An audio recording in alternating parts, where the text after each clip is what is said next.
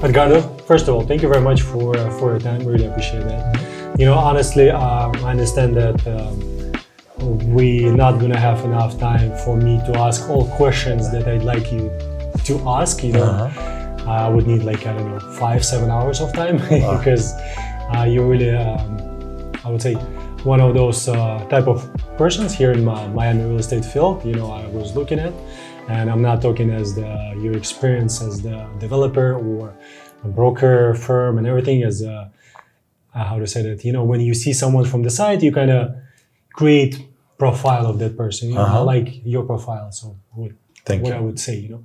And of course, I'd like to ask you a question about your background, if you can share with me, like where are you from? You know. Well, I mean, I was originally born in Argentina. When I was 22, I came here to study English for 3 months, and I always say that I came here for 3 months, and they're still waiting for me to come back. Because I not only love Miami as a city and the lifestyle, but also saw an opportunity that really in some of our countries in Latin America is more difficult to explore. I mean, so what year was it?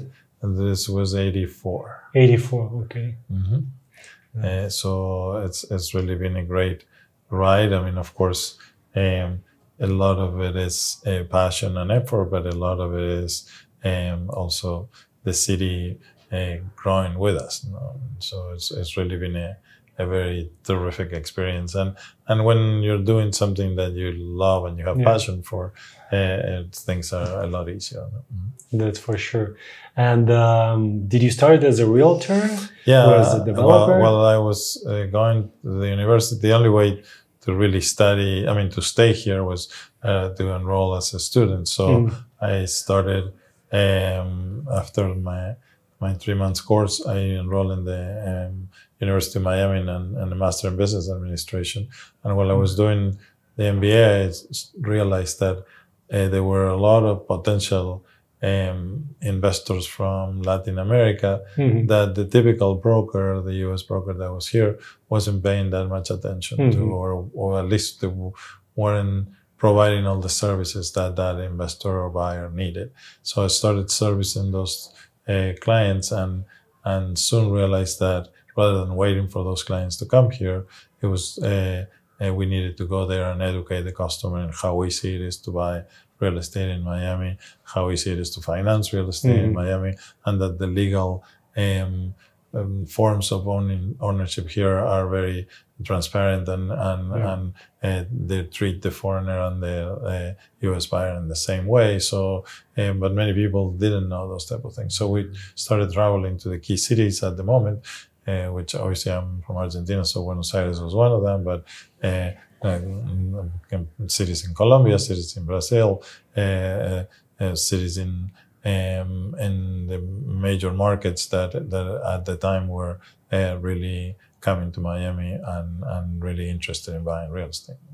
I guess there was there was no social media or internet back then, so it was different type of transaction, right? Yeah, no, of course. I mean, it was a lot more personal relationships. Even though today, I don't think the personal relationship has lost its ways. It still needs the personal contact, but of course, both the making yourself known to the customer, it's a lot easier through social media and those technology instruments that you have, but also after, and the customer obviously is a lot more educated because they can search and they can figure out what the different types of products are available here. But then it becomes something that they need to interact with somebody to really understand their needs and wants in order to be able to purchase the right product for themselves or whatever they are looking for. Yeah, and I guess especially when people, for example, are originally from Russia, right? Yeah. I have kind of, I came here in 2006, summertime, work, and I decided to stay. Yeah. So pretty much the kind of similar story. And I would say, kind of people, right, from Europe, like from Russia, from Ukraine, Kazakhstan, Russian-speaking countries, we do have a lot of, at the beginning, back then, questions, I guess probably similar people from Latin America, if the development is going to be finished and all of that. So you have to educate people. Exactly. Because when they do move first, they first move here in the US and they buy something, they're not familiar, like things work differently here, right? Right. And if there is something that is kind of going to be built, it's going to be built. It's a different story. No, it is obviously people are afraid of the unknown, so you have to try to help them and make the purchase of real estate easy for them, and advising them on who the lawyers that can represent them are, or who the banks that can provide them financing are, and who the developers that have a track record and are more reputable and that they would deliver what the brochures or the advertising promises. And when did you get your license? What year? I'm 84 too. Oh, 84. Yeah, so like 40 years. I got, yes. I mean, we just celebrated 40 years with Fortune. Congratulations. Thank you. And so you've been doing... So you have a track to go to. You still have it. The 40 years. I'm 39. I know. So like it's 1 year more than my age. Nice. That I'm sure that was a great journey for... it was. Again, it's... when you're having fun and love what you do, is not working. It's really... and not only helping people, but meeting great people from all over the world. And we have... first become customers and then friends from many places in the world. So anywhere we go, promoting Miami or even on vacation, we always have friends and people that really recognizes and appreciate what we've done. So. Yeah, and I'll just give you, I don't know, a kind of feedback about you from your brokers, only good feedback. So far, I didn't hear anything negative. So like different companies, different... like different experiences, let's call it that way, and the guys who's working in your brokerage and your team, they're giving good feedback. It's really well. I mean, again, glad to hear. We try to treat everybody as an extension of a family. I mean, we are a family company.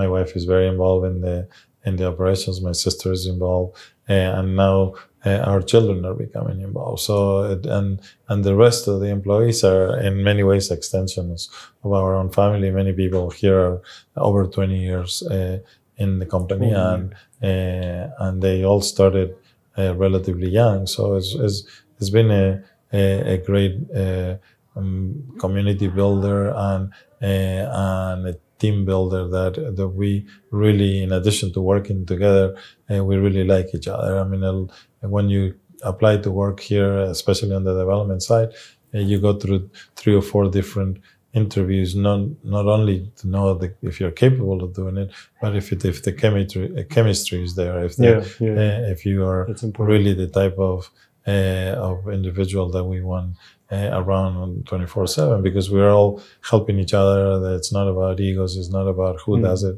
It's about how we complete the job in the best way, collaborating with each other. Yeah, and you can feel it. One of the examples from St. Regis office in the Sunny House, Maria Mariana, Isabella, you go there and you can feel the atmosphere, It's not like... how to say that, energy, No, they're all great friends. I mean, obviously, this is a very competitive business, but we all try to educate people in that their success is our success and vice versa. And helping, if you help an agent on one side, I'm sure the agent next time is going to help you, and that it's a win-win situation. And there is not that much of a competition or egos, and we try to avoid that, and it makes it significantly easier to work and more successful, in my opinion. Yeah, and it all comes from, I guess, since you have 40 years of experience, it comes from the experience first, right? It's since you are the main character, right, in that family, and when you know what's better long term, right, you can pass it to someone who's even if that person like mature as the human being, but absolutely. Without experience, it helps. Yeah, it helps. No, for sure. And on the development side, when did you start it? We started in 98, 99, and so it was our first development. So we were for a long time a brokerage organization, then a development sales organization representing some of the developers. But at one point in our trajectory, we realized that many developers don't use the information that we have in order to put together the product. They have an idea, they think that they know what the customer wants, but not necessarily listen to the market. We have a great source of information with all the brokers around town telling us what the buyer is looking for, telling us what the lifestyle that the buyer is expecting. So we try to adapt our projects to those needs and wants, and that's what makes us successful on the development side. We listen to the customer. We really thrive to improve the way the people live, and that's of course we have to like what we do, but it's for them. It's not necessarily for us. And so we said, why not? In addition to helping other developers, why don't we do some of our own projects to really try to elevate that experience to the buyer and deliver a great lifestyle experience in addition to a great real estate experience. And what was your first project? Well, we started with a project in Miami Beach called the Grand View. That's in Collins and 59th. And then our first large project is Jay's Residences at Brickell here, a block away from our main office. That was the first 50-story tower that really took a lot of our effort and attention and trying to make it the best possible product, and that catapult us into doing more J's first and then more additional products. What was the hardest part for you, like to become as a developer, right? Like from your experience from those first projects, like something that you thought, okay, this is like some. Well, I mean, many of the things that you don't realize as a developer or as a business owner in general is that no matter what you do, there might be external factors that are going to impact you in a very significant way, and you need to be able to react and try to adapt to whatever happens, because there are cycles, there are pandemics, there are weather-related events, there are a number of things that could create obstacles in the road, and you need to be able to maneuver. And that in general terms, people are really good and try to help you and accommodate the overall situation, like in the financial crisis during 2008 to 2010 or 2007 to 2009. Really, we work very closely with many of the banks that were either our lenders or our clients on the other side, trying to help them and making them understand that it wasn't anybody's fault, that the overall financial system collapsed and the people couldn't pay for their apartments.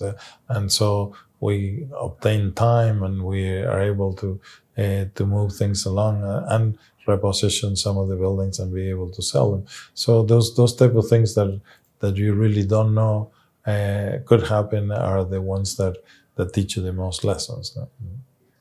Interesting. And your favorite project in Miami, like from your projects, well, I mean, it's like saying which of my three children is the more handsome. Okay. I mean, it's very difficult, but I think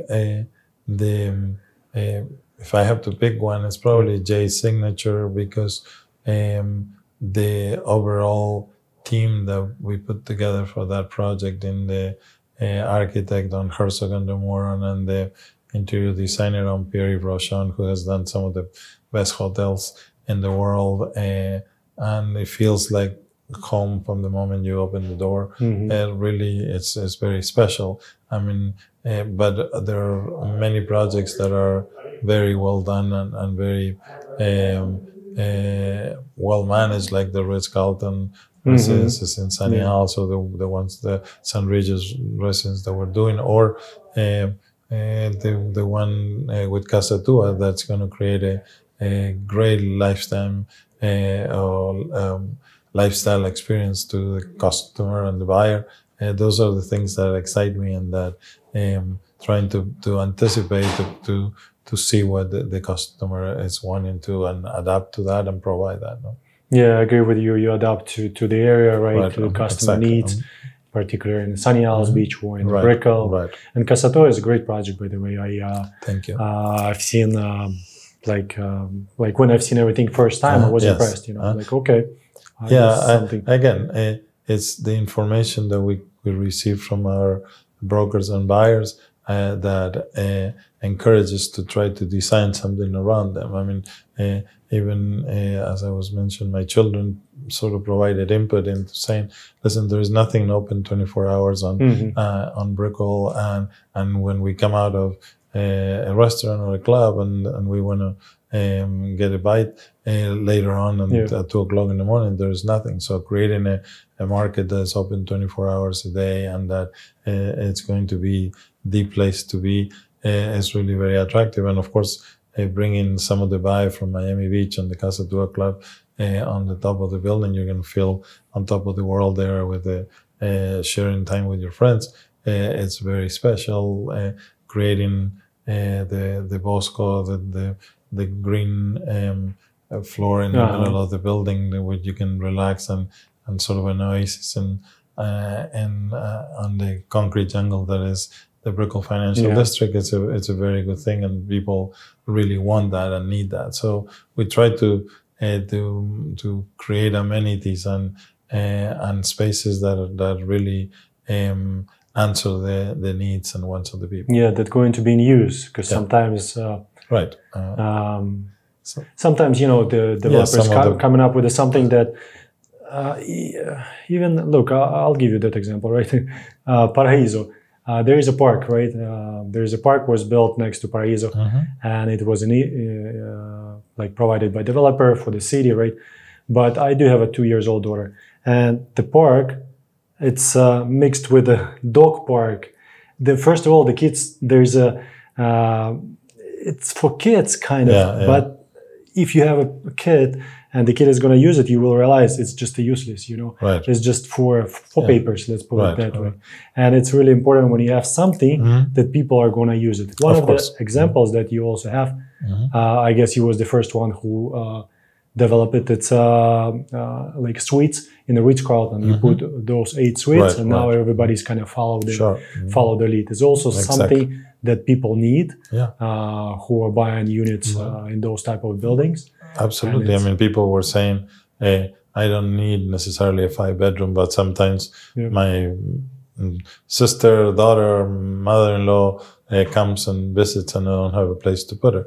So they having the ability to reserve, to be only for the use of those residences, and to have a potential to host some close relative or friend in the same building and have the same experience was very well received. So we've been adapting it and having it in all the projects that we're doing now, because it's a great amenity for the unit owner to have. Yeah, for sure. What do you think?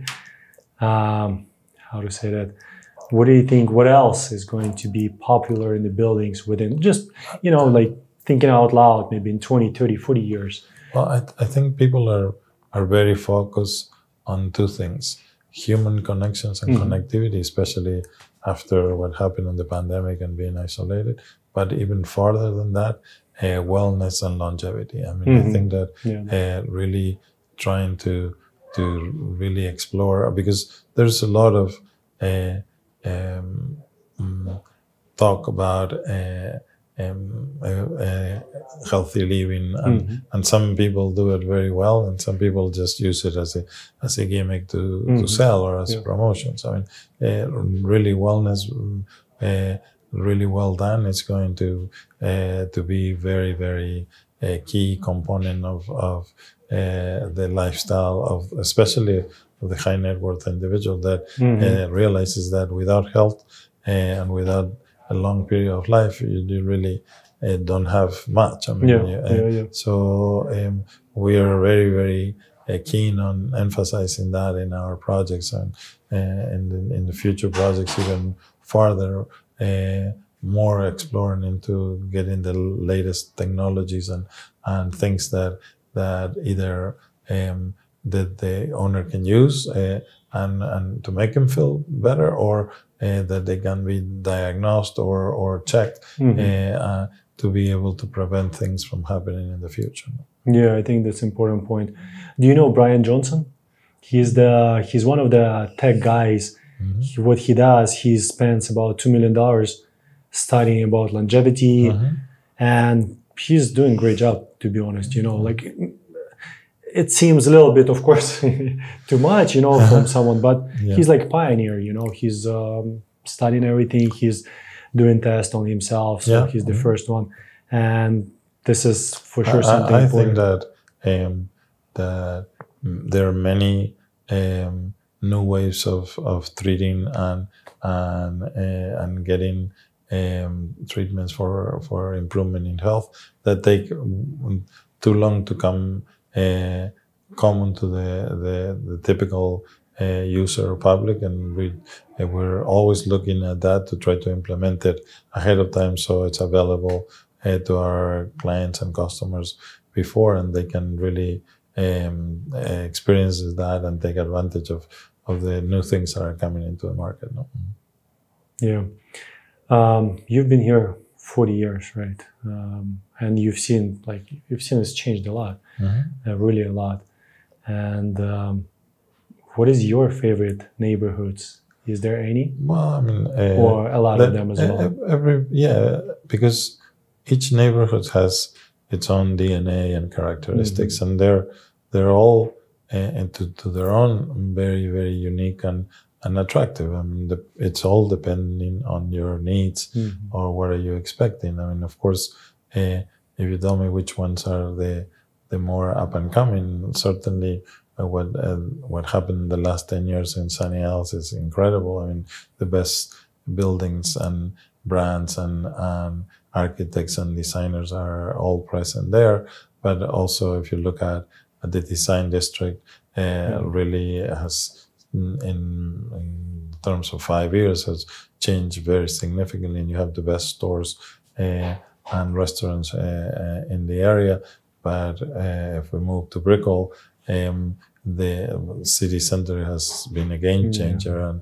But from 10 years to now, before you could never see anybody walking on the streets of Brickell. I mean, everybody would pick up their car and go somewhere at a restaurant. Today, we walk outside this door and we have 10 restaurants that we can go to walking, and one better than the other, in addition to all the other things that are related to lifestyle, like great gyms and classes for all types of wishes and desires that people are looking for these days. I mean, it's a very young crowd, very active crowd, and it's really a very happening neighborhood. If you want more tranquility, you go to Key Biscayne, and the island life and the safety and security is amazing. Coconut Grove, Coral Gables, if you have young children and you need the best schools, you're there. So all of them have some characteristics that are very, very important. It would depend on your needs at the time or what you want at the time to be able to identify it. That's why I always say that when we're talking about a human touch, or getting a broker that really understands what the different and the nuances of the different neighbors are, it's a key component of the search. I mean, you can search all day long on the internet and see pretty pictures of projects or even properties that are existing. But the personality of each of those areas, the personality of each of those buildings, you only can get it through human contact and from somebody that really has been living here and can advise you properly. Yeah. Plus, on top of that, I can tell you, from my experience, I see sometimes even the actual buyer does not know what they want. They think they want something. Exactly. Like in the Sunny Isles, for example, yes, right? Exactly. But once you talk to them more, you find out this is not their lifestyle. They want something I mean, south of exactly. They want it because they saw a nice picture, they saw the beach. But if they want to live in Sunny Isles and spend the kids to run some in Coconut Grove is not going to work. I mean, so they need to understand where their activities are going to be and what really they are interested in and how their life is going to function before making that type of a decision. Yeah. And how long does it take to, to build a project? So it's good to hear from you from the first hand. Since the beginning, I guess, since the idea, since the acquiring the land. Obviously, it depends. I mean, as much as Miami is diverse in many different communities, many of those communities have their own rules, their own commissions, their own set of approval times. So in a typical process, if we're talking city of Miami, it takes about a year or two between conceptual thinking and design, getting to the plans and approvals. And in the meantime, of course, you're selling.